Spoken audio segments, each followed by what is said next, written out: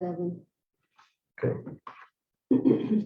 This is page 11 in the introduction. To learn how Krishna enjoys pleasure, we must study the first nine cantos of Srimad Bhagavatam, and then we should study the 10th canto, in which Krishna's pleasure potency is displayed in his pastimes with Radharani and the damsels of Braja. Okay, so it's nice. Just this one thing. There are some people who speak, Bhagavatam Shabda for 7 days on the Bhagavatam, and they go immediately to the 10th canto. But here, it's meant to go progressively from the first canto to the first 9 cantos before you get to the 10th canto. And by that time, you should understand who Krishna is. That he's not, just some boy who has a lot of girlfriends and behaves in a naughty way sometimes, but he's the source of Mahavishnu, and Mahavishnu is the source of all the universes, and we're in one tiny universe, which is actually a smaller universe. Our Brahma only has 4 heads. Some Brahmas have thousands of heads, because you need more heads in order to figure out how to build the universe. It's a bigger place. So this is just kind of like a small little apartment, compared to other universes where they're like huge skyscrapers. So this is only one universe, and all the universes are emanating from Mahavishnu. And Mahavishnu is an expansion of Krishna. So we can understand the greatness of Mahavishnu by understanding the understanding the greatness of Krishna by understanding the greatness of Mahavishnu. I don't know if anybody noticed that I have a little more of an effulgence now than I did when I first started speaking. What? I don't know. You guys can see me the same, right? But the effulgence is mostly on my right side. But maybe by the end of the class, it'll go all the way to the other side too. But it does help me to see the book. So you are seeing the reverse, Prabhu? What? Are you seeing reverse, you're saying? Or what? We don't. No, what did you say? I mean, effulgence around him. He put some kind of a light around him. No, there's no light. No? It's natural. Oh, okay. My mistake. Okay, just wanted to correct that. It's like Srila Prabhupada telling the reporter, it's not Krishna in my heart. Krishna is directly telling me. Radharani and the damsel of Braja. So it's important to know and one shouldn't go even beyond the 2nd canto unless he's freed from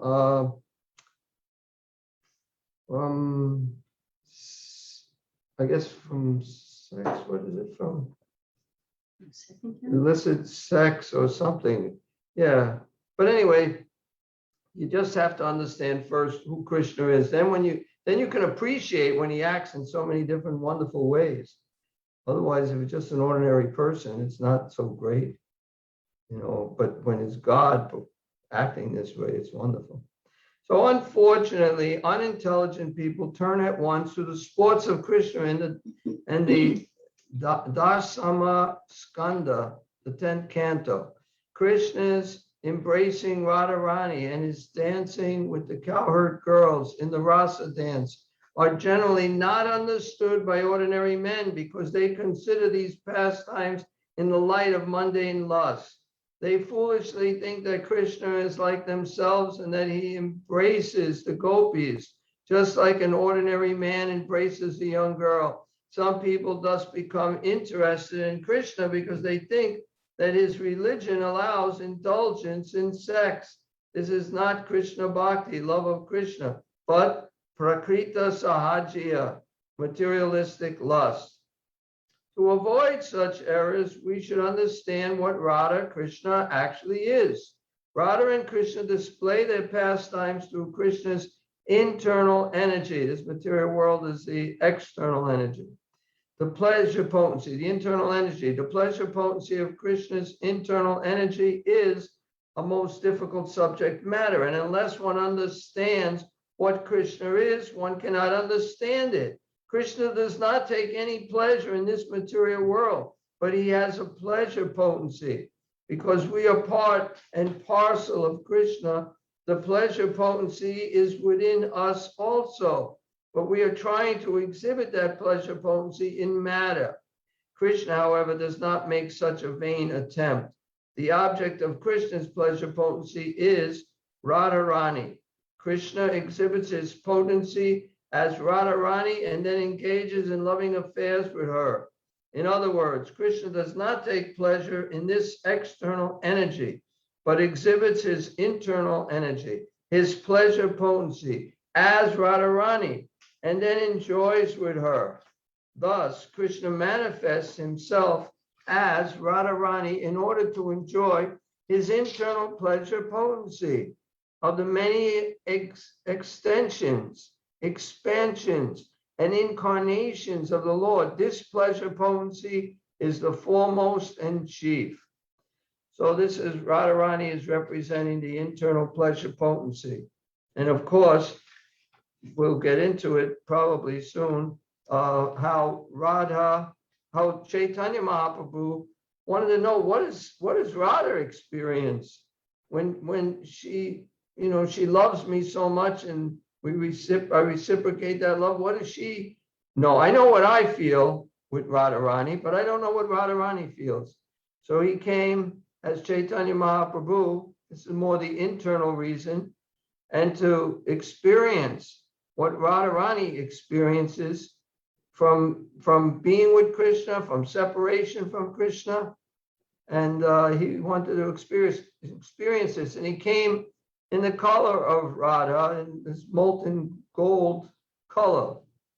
So this we will get into soon. Do you have anything to say? No, I was just thinking about the potencies, that Radharani is the manifestation of the pleasure-giving potency. Can everyone hear her? I see nods. Yes. Yes, Prabhu. Okay. Well, I And can't. then there's also in the Yes, we internal can hear. potency, there's a Sandini potency, which is, isn't it Balaram? And then the Sambit, the knowledge potency. I don't know, I think that's just Krishna. Don't, you started this, you finish it. But it's the Sat Chit Ananda. Sat, eternity, Chit, knowledge, and Ananda, bliss, Radharani. It's going to be on the test. And we're Okay. all seeking pleasure because Krishna is he likes to enjoy. Ananda Mayo Vyasat. We're all wanting happiness because it's part of us, it's Ananda. We're also drops of that Sat Chit Ananda, eternity, knowledge, and bliss. So we're looking for what we already have, we're looking for our true nature, the things that we've forgotten, that have become covered up by matter. We're just looking in the wrong way. Yeah, we're trying to experience this love and this bliss, and because somehow or other we think we're these bodies and we're trying to experience it through this body, and you can never be happy or satisfied with just trying to experience the happiness with this body. It's all chapala sukha, flickering there and gone. But our real happiness can last forever, eternally. And that's spiritual, of course. You want to read? Okay, you're doing fine. Thank you. It is not that Radharani is separate from Krishna. Radharani is also Krishna, for there is no difference between the energy and the energetic. Without energy, there is no meaning to the energetic. And without the energetic, there is no energy. Similarly, without Radha, there is no meaning to Krishna. And without Krishna, there is no meaning to Radha. Because of this, the Vaishnava philosophy, first of all, pays obeisances to and worships Radharani. you could say Radharani. Here it says, which the internal pleasure potency, which is Radharani, of the Supreme Lord. Thus, the Lord and his potency are always referred to as Radha Krishna.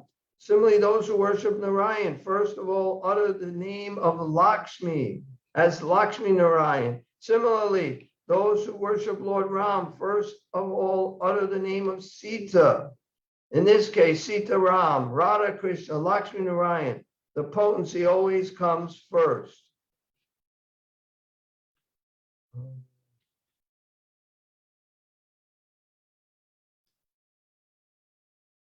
There's no difference. It's the energy and the energetic, and the energy is Krishna, the energetic is Radha, or in other cases, Lakshmi is the energy, and the energetic is Narayan.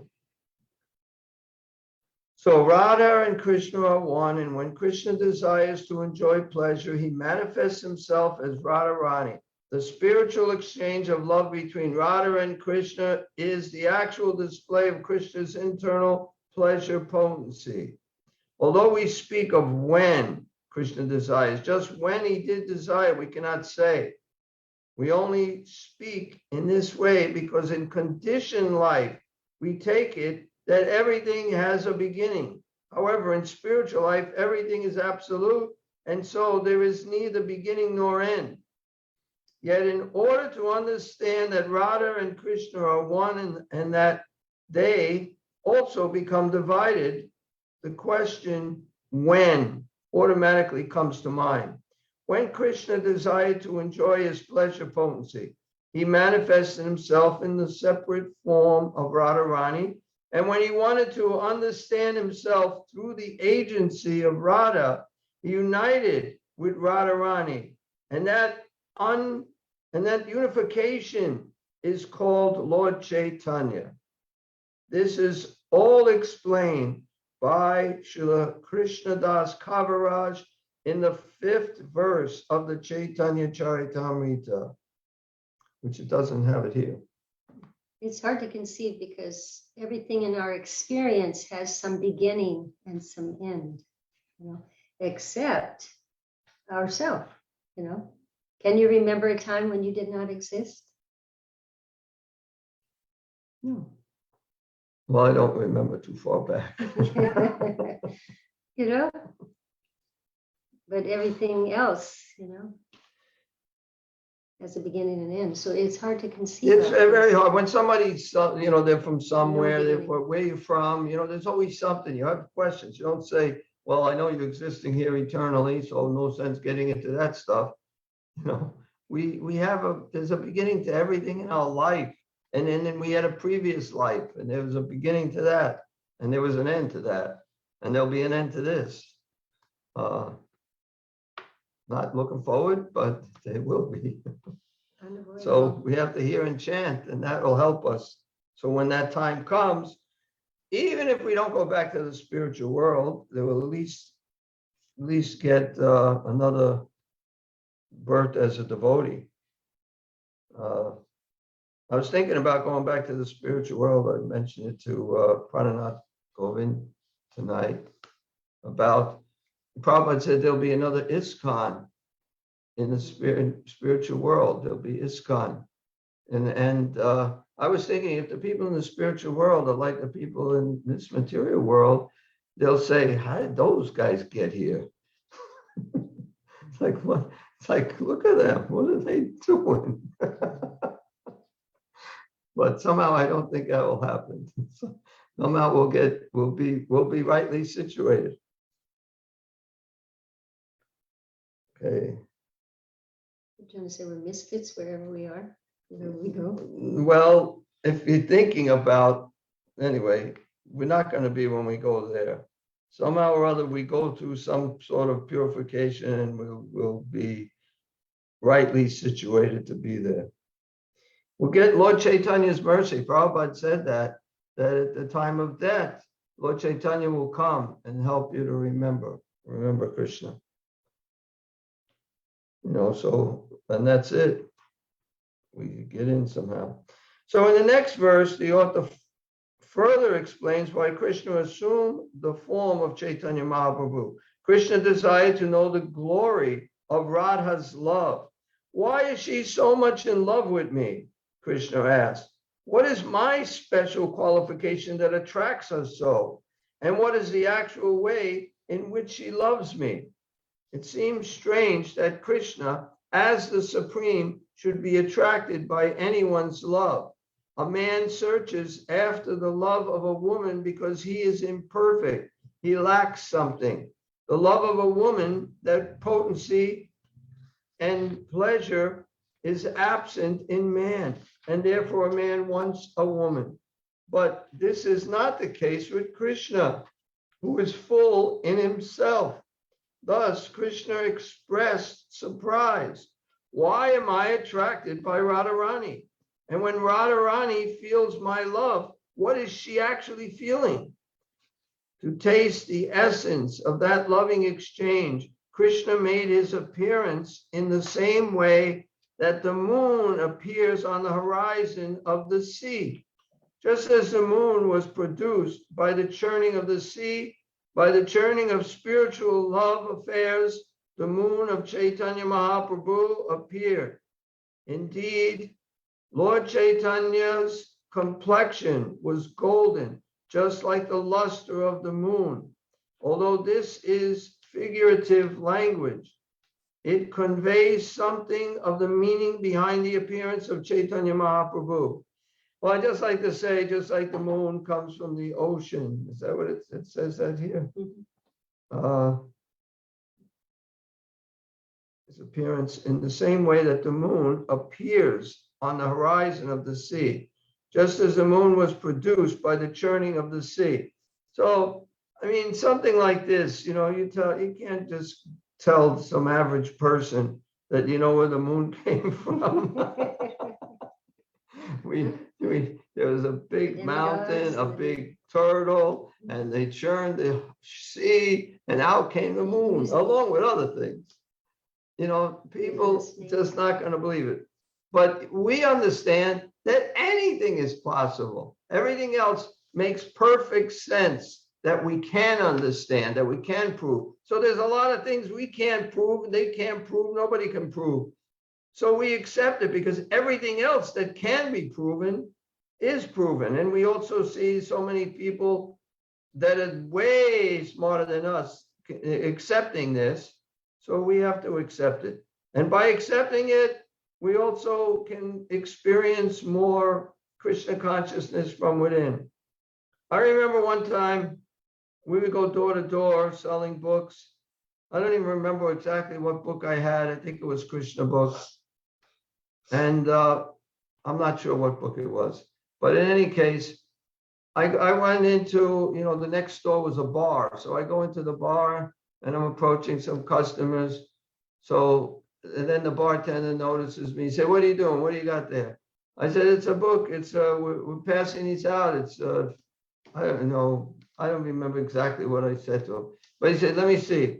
And he picked it up and he opened it up and he said, and then Brahma turned and looked in all four directions with his four heads. And then he handed me the book back. It's like, I couldn't explain to him, Brahma, he's the creator of the universe. He has four heads because he needs, four heads is better than one. I couldn't explain it. I just understood what he's thinking. This is completely, crazy. But so similarly, Prabhupada just speaks about the moon came from the sea after churning the sea, by the churning of the sea. So by the churning of spiritual loving affairs, the moon of Chaitanya Mahaprabhu appeared. So we can understand it in that way. So after offering respects to Lord Chaitanya, Krishnadas Kaviraj begins offering them to Lord Nityananda. In the 7th verse of the Chaitanya Charitamrita, the author explains that Lord Nityananda is who? Balram Swami. Balaram, yes. Lord Nityananda is Balaram, who is the origin of Mahavishnu. I was saying Krishna is the origin of Mahavishnu, but Krishna is the origin of Balaram, and Balaram, so Krishna is ultimately the origin of Mahavishnu also. So Balaram, who is the origin of Mahavishnu. Krishna's first expansion is Balaram. Prabhupada also said, what's the difference between Balaram and Krishna? And Anyone knows? Anybody know? Their color? Yes. One is white, and the other is black. And then he also asked this question, who is stronger, Balaram or Krishna? And he asked it at the Krishna Balaram temple. Don't Google it now.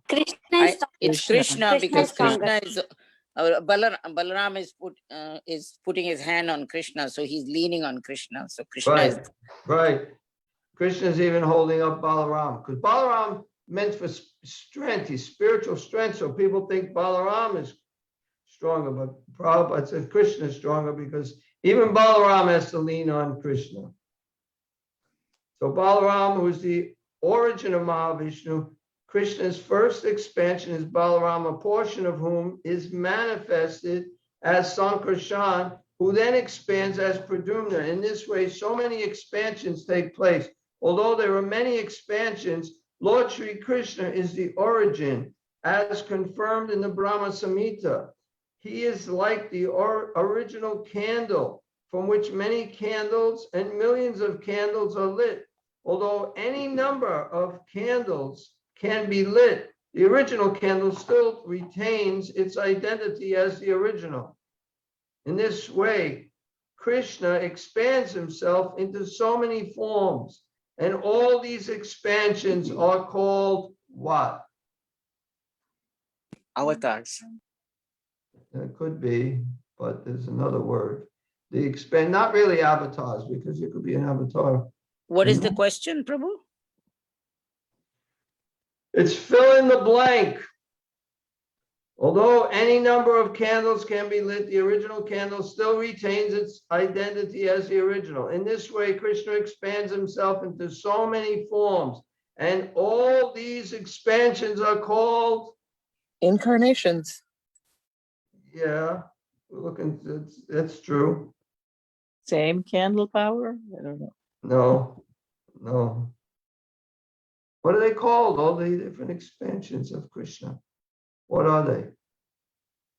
Let's make it easier. These are the full expansions of Krishna. Plenary. Swamsa.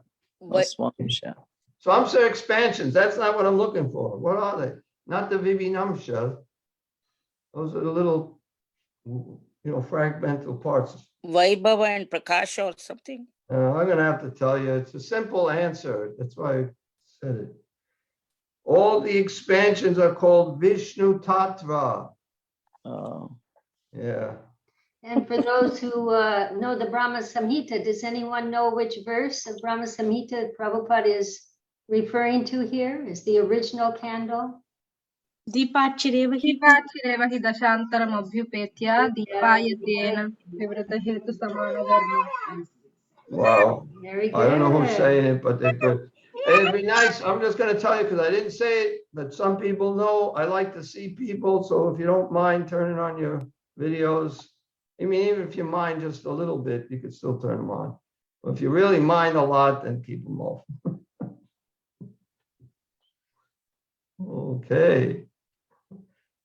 Okay. Vishnu is a large light, and we are small lights, but we are expansions of Krishna, little tiny fragmental parts and parcels of Krishna. When it is necessary to create the material universe, Vishnu expands himself as Mahavishnu. Mahavishnu lies down in the, where does he lie down? On the bed of Ananta In the Shvetadvipa on Shesha. Kajal Ocean. Causal ocean. Ocean. Who said it? Pallavi Gopi. I Oh, said it's it. the causal ocean. I hope you're not reading along because that wouldn't be fair. And breathes all the universes from his nostrils. Other places it says it breathes from his pores. He breathes out and all the pores of his body, the universes come out. Here it says he breathes from his nostrils. Thus from Mahavishnu and the causal ocean spring all the universes, and all these universes, including ours, float in the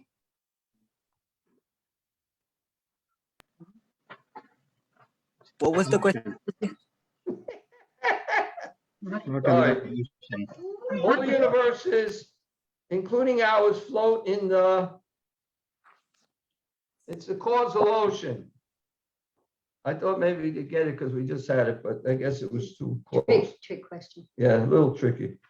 In this regard, there is the story of Vamana, who, when he took 3 steps, stuck his foot through, actually his toe, through the covering of this universe. Water from the causal ocean flooded through the hole that his foot made. And it is said that that water became River Ganga. Ganga. the Ganges River, right. Therefore, the Ganges is accepted as the most sacred water of Vishnu and is worshipped by all Hindus from the Himalayas down to the Bay of Bengal. So Mahavishnu is actually an expansion of Balaram, who is Krishna's first expansion. And in the Vrindavan pastimes, his brother. In the Maha Mantra, anybody know what that is? Hare Krishna, Krishna Krishna, Krishna Hare Hare Hare. Hare Rama, Hare Rama, Rama Rama Hare Rama, Hare. Hare Hare. The word Rama refers to Balaram.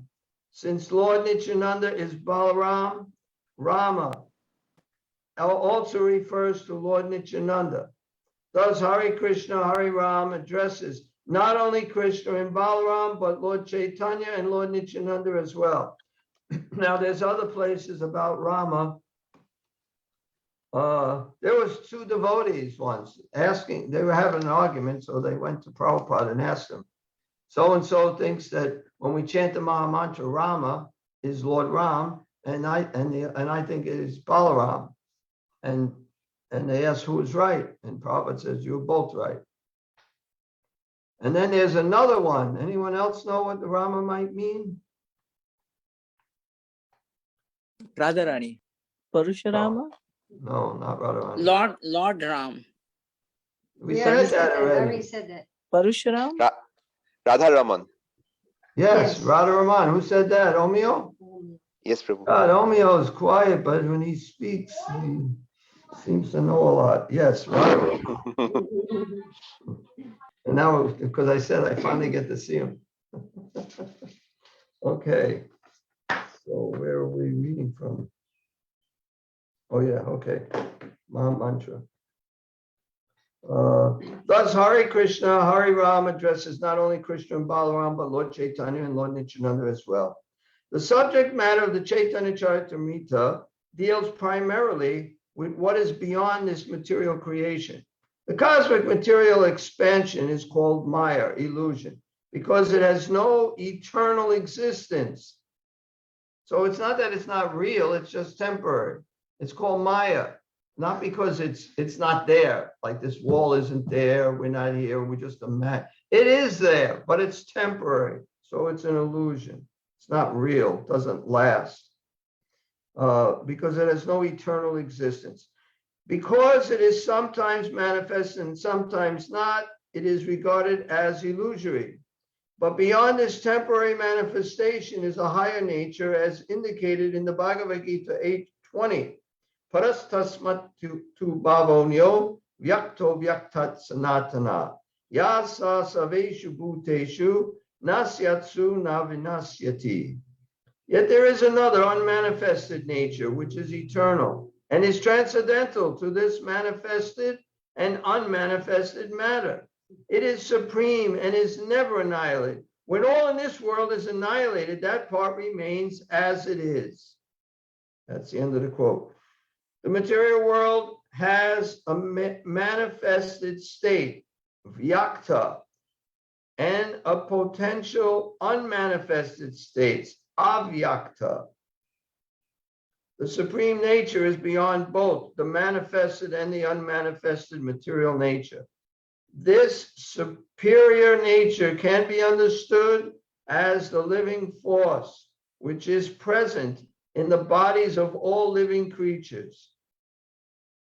So this superior nature can be understood as the living force, the soul, which is present in the bodies of all living creatures, not just human beings, animals, trees, insects, all living entities. Is a spirit soul in there. So the body itself is composed of inferior nature, matter, but it is the superior nature that is moving the body. It's like a car, the car is made up of this dead matter, but a person goes in it, which is the soul actually within the body, who moves the car. The soul is actually moving the body like you drive a car. So Prabhupada said that how they say where everything is impersonal. He said that the soul is personal and it's the material that's impersonal. Just like a coat to clothes, it's impersonal. But we're personal. It's like that. okay. I just thought of that. I don't. Where did he say? Where does everybody say it's impersonal? Oh, they say The we're all gonna impersonalists. impersonalists. Impersonalists say everything is impersonal. Yeah. Right. But it's only matter that's impersonal. Right. The symptom of that superior nature is what? You can turn on or turn off your muted and say what do you think it is. This is a good question, I think. The symptom of that superior nature is? Satchitananda. No, I'm looking for an English word. Consciousness. Yes, consciousness. Who said that? Sudev Priya. Devi Priya? Yeah. Jai. The symptom of that superior nature is consciousness. Thus, in the spiritual world, where everything is composed of the superior nature, everything is conscious. In the material world, there are inanimate objects that are not conscious, but in the spiritual world, nothing is inanimate. There, a table is conscious. The land is conscious. The trees are conscious. Everything is conscious. So before you put a hot pot on the table, you first ask it, is it okay? Is it too hot? The table runs away. The table can run away too. Get that off my back. I don't think it's like that. That's how, like in the Wizard of Oz, those who have seen the Wizard of Oz, the trees are conscious. And when somebody's picking their apples, they get upset and they get angry at them. And so then they make fun of the trees, and the trees take their apples and throw it at the people, and then they get the apples that way. But it's like, materially trying to understand how a tree is conscious. A tree is conscious now, even the trees here are conscious, but they're very, very little consciousness, not very developed, but they are conscious. Whereas in the spiritual world, they're fully conscious. Everything is fully conscious. The land is conscious. In the spiritual world, they can take the heat on the table. Yeah, I'm sure that they can. Prabhupada said, someone asked, is there mosquitoes? He said, if there is, they don't bite. And it snows. If it does, it's not cold. Not cold, yeah. So, everything is perfect there. And if it snows, snow is conscious. Well, let's see, where am I going to go? Where am I going to go? I hope somebody makes a snowball out of me. They just picture it like cartoons. cartoons. I know. It's hard to picture it because we have such limited consciousness. It's hard Somebody to makes a understand. snowball out of me and throws it at Krishna. What? Somebody makes a snowball out of me and throws it at Krishna. Well, hopefully Krishna makes a snowball Right. and touches me with his hands. Either way, yeah, either way, it touches Krishna or Krishna touches it. Yeah. Anyway, if it even snows, but if it does, it's not cold. You don't mind it. And I'm sure when you get hit with a snowball, Krishna got hit with arrows and they came as flowers. He felt them as flowers. So I'm sure if there is a snowball and he gets hit with it, it's going to be a very pleasurable experience. I heard there's a forest with different seasons. There are different seasons. So you can go into winter forest, and summer forest. Or you can go to different forests. Instead of having the seasons come to you, you have to go to the seasons there. But you can go just thinking about it. Yeah. So it's not possible to imagine how far this material manifestation extends. In the material world, everything is calculated by imagination, like we're doing now, or by some imperfect method. But the Vedic literatures give real information of what lies beyond the material universe.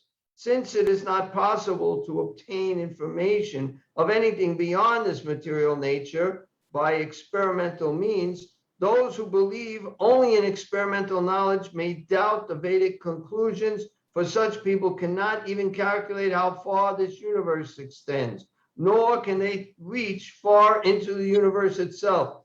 So they can't go anywhere. They got this little, we have like one little solar system, and there's so much, they know it's huge.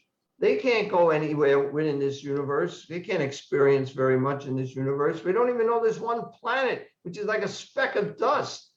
And yet, there's no way they can know what's beyond the universe. But we can learn that from the Vedic literature. Not only what's going on in this universe, but what even goes on beyond this universe. And you have to accept authority, because it's nothing you can do. If you want to know, just go by your experimental knowledge, then you're not going to know anything. Beyond, even what you do know is going to be incorrect, a lot of it. So we have to accept authority. Everyone accepts, even the people accept authority. Maybe not today, but people accept the authority that, that we went to the moon, because they say we went to the moon. None of us went to the moon. Why do we accept that we went to the moon? Because they said it. We accept authority. So if an authority tells us that there are atoms, everything is made up of atoms. The material scientists, not that we also say the same thing, but what's the noise? Somebody's mic is on? I don't know. Keep hearing it. Anyway, I don't see anybody's mics on, but I hear them. Now it's okay. Okay, so with our senses, we can only know very little with our senses. And even with our expanded senses, we make some telescope, we make some microscope. It's all limited because it's not perfect, because our senses are not perfect. We can see more, but we can't see everything. So that which is beyond our power of conception is called, what's a word? It starts with an A, a Sanskrit word. Achintya Veda Tattva. No, Achintya. You should have stopped right there. Beta Tattva is simultaneously one and different. This is inconceivable. And Chintya means inconceivable. So it's called Achintya. You got the right word, except you added a lot of stuff that didn't have anything to do with it. That which is beyond our power of conception is called achintya, inconceivable. It is useless to argue or speculate about the inconceivable. If something is truly inconceivable, it is not subject to speculation or experimentation. Our energy is limited, and our sense perception is limited. Therefore, we must rely on the Vedic conclusions regarding that subject matter which is inconceivable. I mean, it's perfectly logical. Okay, someone may say the Vedas are not true. They may not be true. We don't know. But everything that you can test in the Vedas, you find that to be true. So you see, and especially things like the baby in the womb. 5,000 years ago, it's described how the baby in the womb starts out as a little pea and how it develops through the months. And now we have that technology, we can see that. And it's completely right. How the heck did they know that 5,000 years ago when they, people were thinking they were cavemen 5,000 years ago? It's like they knew things and they know things. And everything that can be proven is right. Cow dung is pure. And then some scientist in India, I think it's Bosch maybe, he checked it out and he found it has all antiseptic qualities. So there's things in the Vedas, it says things in now we can't prove everything. We can't prove what's beyond the universe. How can you prove it? But you can't disprove it either. So all the things that you can prove, if they come out to be true, then you have to accept this is some higher authority. Okay, people may say they're, people from other planets or whatever. Whatever it may be, they certainly know more than us, and they're telling us this because they are from higher planets. Spiritual planets. Planets are lokas, and there's Krishna loka, the highest of all these planets. So our energy is limited and our sense perception is limited. Therefore, we must rely on the Vedic conclusions regarding that the subject matter which is inconceivable, those things we have to learn from the Vedic conclusion. Knowledge of the superior nature must simply be accepted without argument. How is it possible to argue about something to which we have no access? Although people will do it.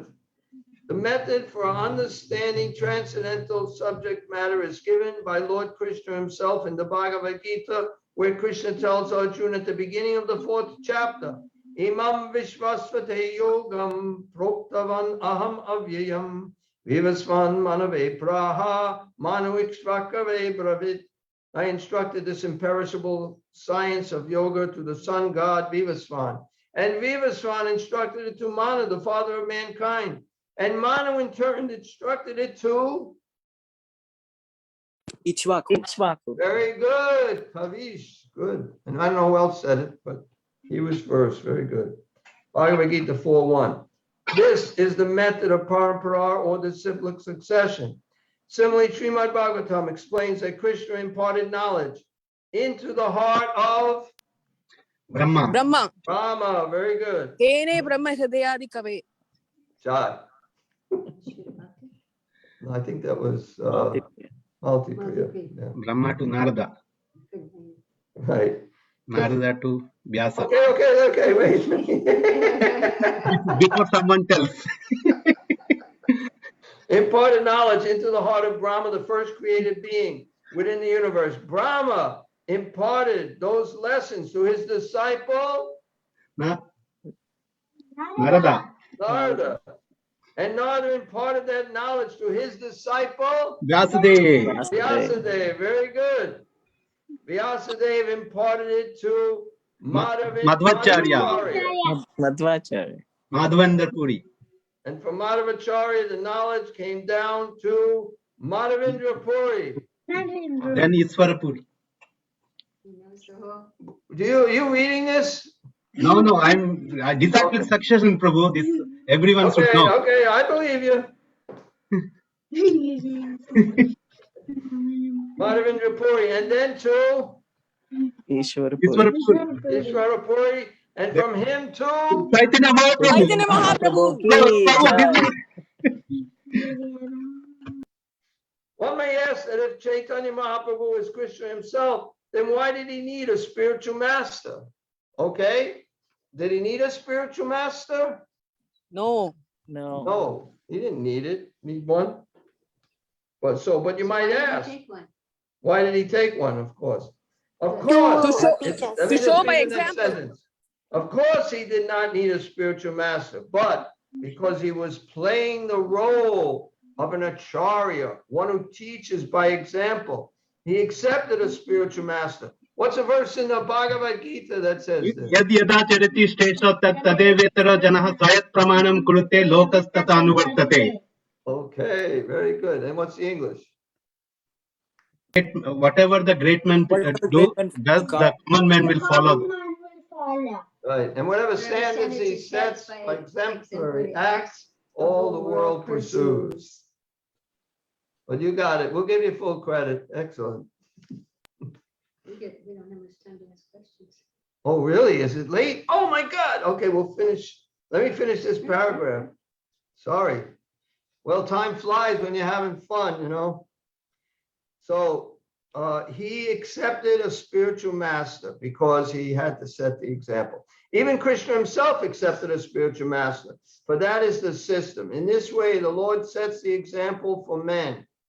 We should not think, however, that the Lord takes a spiritual master because he is in want of knowledge.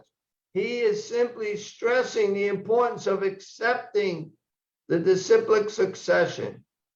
The knowledge taught in the disciplic succession actually comes from the Lord himself. And if the knowledge descends unbroken, it is perfect. Although we may not be in touch with the original personality who first imparted the knowledge, we may receive the same knowledge through this process of transmission. In Srimad Bhagavatam, it is stated that Krishna, the absolute truth, the personality of Godhead, transmitted transcendental knowledge in the heart of Brahma. This then is one way knowledge is received, through the heart. Thus, there are two processes by which one may receive knowledge.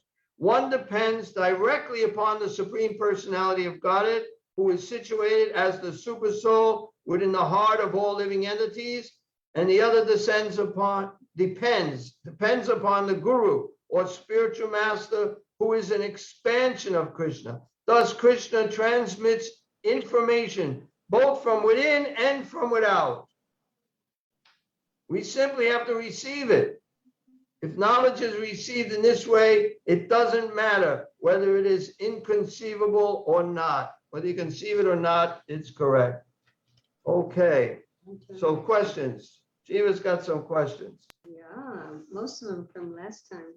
Well, no one asked last time. Let's start with the new ones first, then we'll go back. Do we have these? We just printed them up. Did you get them? Yeah, but these questions are from last week, right? I don't know. We can talk a long time. Okay, we'll just throw out some questions and see how everybody remembers. Are we gonna raise the hands or just shout it out? What? Shout it out. We don't have time. Yeah, we're not raise time. Okay. Does anyone know who wrote Namo Maha Varanaya Krishna Prema Padayate Krishnaya Krishna Chaitanya Namne Gaur Tushe Namaha? Rupa Goswami. Rupa Goswami. Goswami. Correct. Do you know the English for it? Anybody know the English or something similar? Don't have to be word for word. How about one word from it? He's the most merciful incarnation. He gives Krishna prema so easily. Krishna Chaitanya. He's Krishna himself. His name is Gaura. Yeah, Okay, that's most good. magnanimous. Very good. What does a Tattva Brahma Jigyasa mean? A Tattva Brahma Jigyasa. It's a beyond. Inquisitiveness. In the What? I don't know what they said. Inquisitiveness, like asking. Jignasa means. Yeah. Yeah, it's part of it.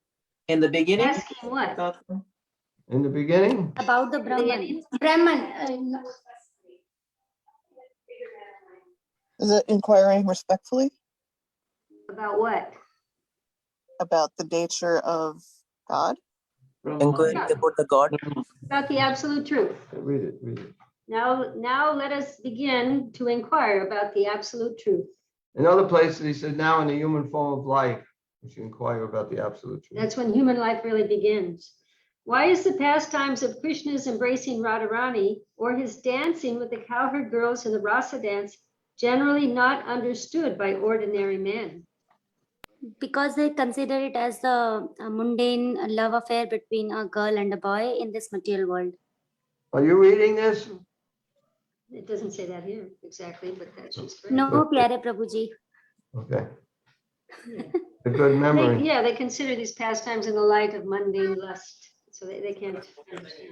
Some people thus become interested in Krishna because they think that his religion allows indulgence in sex. This is not Krishna Bhakti, love of Krishna. What is it? What are those called? Those people called? Sahajias. Prakrita Sahajias. Prakrita Sahajiyas. Right. What is the object of Krishna's pleasure potency? Radharani. Right. Radharani. Does Krishna take pleasure in this external energy? No. No. No. Where does he take pleasure? Internal. Internal potency. Radharani. Of the many extensions, expansions, and incarnations of the Lord, which is the foremost and chief? Chaitanya Mahaprabhu. No. Balram is the first expansion. Nanda Gopal, you could unmute and answer the question. Sorry, that's fine.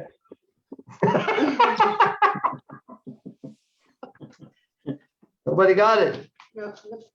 Don't answer it. Don't tell them. Come on, ask it again.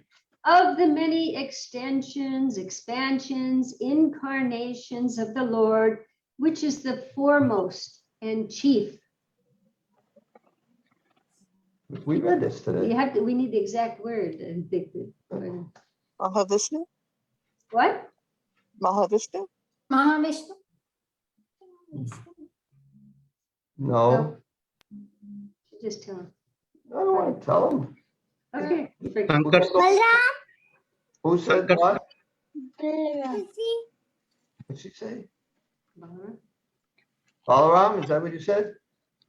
Yes. No, I don't no, know not if that- Balaram. Okay. Okay, next question. We're gonna go back to that. What difference is there between the energy and the energetic? There's no. None. Without the energy, there's no energetic, and without the energetic, there's no meaning to the energy. Yeah, I don't know who's talking, That's but they're Kavish. right. Kavish. Oh, it's Kavish. Yeah. Who do we worship first? Radharani. Radharani. Okay, these are older ones. Yeah, well, okay. What is the philosophy that Ramanuja propounded called? Vishishtadvaita. Oh, that's good. Okay. Okay, I want to ask this again. Maybe if I ask, you'll get it. Of the many extensions, expansions, and incarnations of the Lord, which is the foremost and chief? Radharani? Radharani, yes. Who got that? Jiva the big Mataji. It actually doesn't say Radharani, but it is Radha. It's the pleasure potency. That's the greatest, foremost and chief of the expansions, incarnations, the pleasure potency, who is Radharani. When offering obeisances to his spiritual masters using the plural, to whom is Srila Krishnadas Kaviraj referring to? All the gurus. All the gurus, like All the Vaishnavas. Gurus are gurus. Guru Parampara. Right, Parampara. Lord Chaitanya is the embodiment of all his energies, expansions, incarnations, manifestations, and so on. As his first manifestation, as his associate, who is he? Nityananda Prabhu. Yes. As an incarnation, Advaita Acharya. as his internal potency, Gadadhar. as a marginal living entity, Shivas. Jivas, and all together they're known as Panchatattva. Tattva. And what does Panchatattva mean? 5 truths. 5. Very good. You want to ask him? Yeah. What are the 6 signs or symptoms of surrender? That Name as Krishna many will as you can. Having Krishna no will interest, protect you. You have faith that Krishna will protect you. Accept everything that's favorable to Krishna consciousness and reject everything that's unfavorable to Krishna consciousness. Have no interest other than Krishna. And than you the think interest of Krishna. yourself as very meek and humble or low, so that you will get Krishna's favor. One more. Completely dependent on Krishna. Dependent on Krishna, not exactly on something about Krishna. Mercy, Krishna's mercy. Yes. Okay, you got it. You guys are getting better at that. Only about 5 weeks. Can anyone say what Lord Chaitanya's greatest gift is? Namo Mahavadanya Krishna Prema. Krishna Prema. Krishna Prema. Conjugal love between Radha and Krishna. Yes, Oh, conjugal. right. That one can actually treat Krishna as a lover. In this relationship as a lover, the Lord becomes so attached that he expresses something to those in such a relation. What is that? Do you remember? Yeah.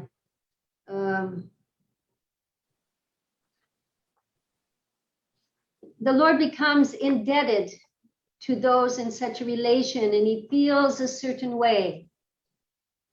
He cannot repay the debt for the Yes. books. Yes. I didn't see it, but that's what I Maji, thought. can you come back about the conjugal relationship? What did you say, Maji? I didn't understand the point. Probably I joined later. What? Which one? What did you say? Chaitanya Mahaprabhu's conjugal. What did I said? Krishna Prema, and you said. Well, the Lord Chaitanya's greatest gift to the world, that one can actually love Krishna in a conjugal relationship. No other incarnation has ever offered that before. You know, you can have a. Can you name the 5 primary rasas or relationships that one can have with Krishna? Sakyam, Dasyam, Atmanivedanam. No. Atmanivedanam? Where does that No, come sorry, from? I'm sorry, I'm blabbing. Yeah.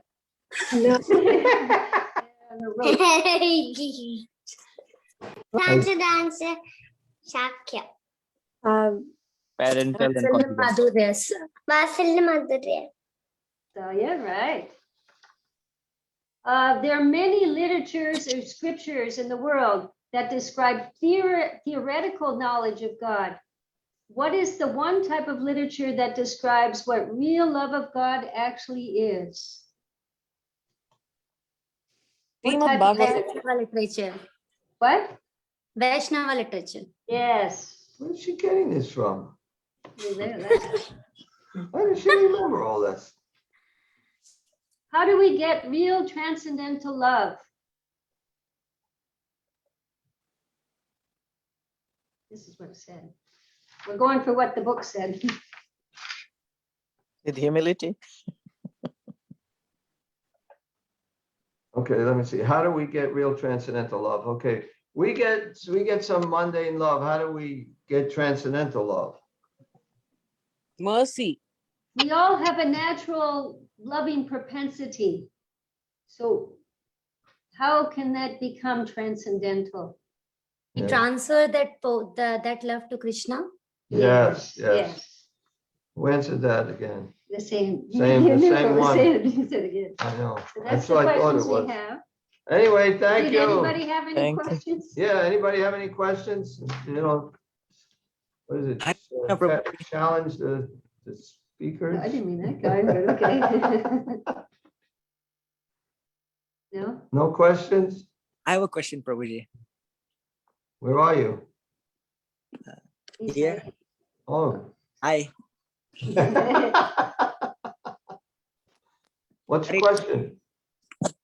Prabhuji, my question was regarding the last lecture. So you said that if you have enough tapashakti or enough energy, you can go to you can engage in Lord Chaitanya Mahaprabhu's pastimes and Lord Krishna's pastimes at the same time, right, Prabhuji? No, I didn't say you have enough energy. No, when you go to Krishna Loka, you can do that. Okay, I probably misheard it then. Sorry. Yeah, when you're in, there's different places on Krishna Loka. You can go, be with Lord Chaitanya, you could be with Krishna, and apparently Jiva's the one who said you can be with them both simultaneously. He's more experienced than me. Actually, Hare Prabhu, Krishna. I think you joked, Prabhu. That last time you joked, you said if you have enough energy, you can be there simultaneously. I think he that's why he misunderstood. Well, maybe I joked about it. Yes. I don't even remember, but because I hardly ever joke. But That's true. Hare Krishna, Prabhuji and Mataji. I mean, I was thinking about one question. You were reading about Vaman Dev's Ganga. He got that Ganga because he touched the lotus feet of the Vaman Dev at the time of Bali Maharaj Leela. So, how do we understand when Bhagirath did the tapasya to liberate his, I think, 60,000 uncles or the ancestors, and then he got them? I have no idea what you're talking about, so maybe Jiva knows. What's 60,000 what? Where did you get this? Actually, in the 9th canto, Pyari Prabhuji, I think, 9th canto or 8th canto, I think 9th. So there is mention Bhagirath did the tapasya because Anshuman's sons was there and they got died because they have offended Kapila Muni in the ashram when they were performing the Ashwamedh Yajna. Okay, So at that time, I think their son did the tapasya, then they died.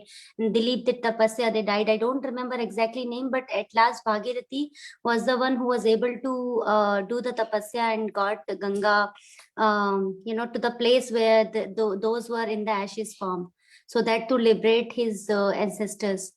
So just wanted to understand, this question was there with some time on my mind. What's the question?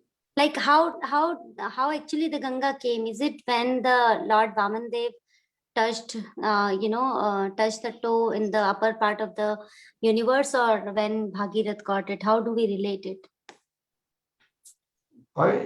My understanding, I'm not even positive what you're asking, but I think my understanding is it came in, it comes down to the heavenly planets, and it goes all the way down even to this planet Earth. And even to lower planets. And there it's called Bhogavati. Yeah. In the heavenly planets, it's called Mandakini. So she's everywhere. Bhagirath prayed to Shiva to hold the Ganga in his head because of the power or the force with which it hits the earth. Otherwise, everybody would die. So she was merciful and he took it upon his head. That's why you see him with the little water. Yeah. That Bhagirathi, that branch of the Ganga is only some part of it, because the Lord Shiva is holding the whole Ganga, but he only let it go only small stream through opening his part of his hair, bunch of his hair. It's not the complete Ganga. Complete Ganga is on his head because it's too much for the planet to hold all the Ganga. That's how I saw in the movies or something. It's not any literature knowledge. Yeah, we don't like to, I mean, these things may be true, but they may not be true. That's why we like to accept what's, coming from the scripture. Yeah, from the scriptures. Because sometimes they, make I've seen movies and I've seen so many things they've done different than in the scripture, because they have a leeway, or they have something license. Some kind of like a license to artistic license. Artistic license. Yeah, artistic license. Thank you.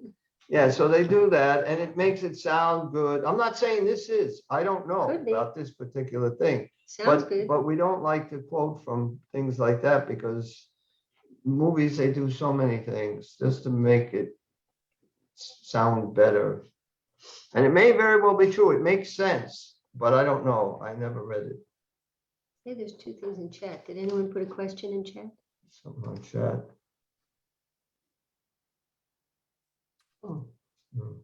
Oh yeah, everybody's saying Haribol to you, Mahadana. They're noticing that you're on the call. I see in the chat.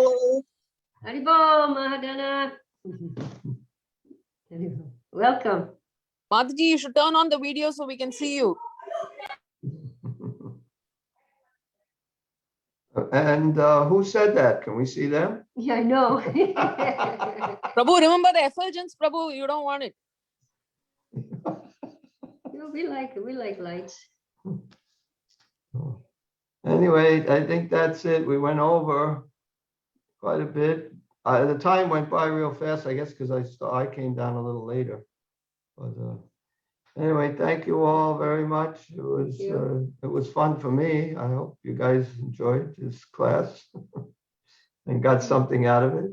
And next week, you know what question I'm going to be asking again, so you can try to.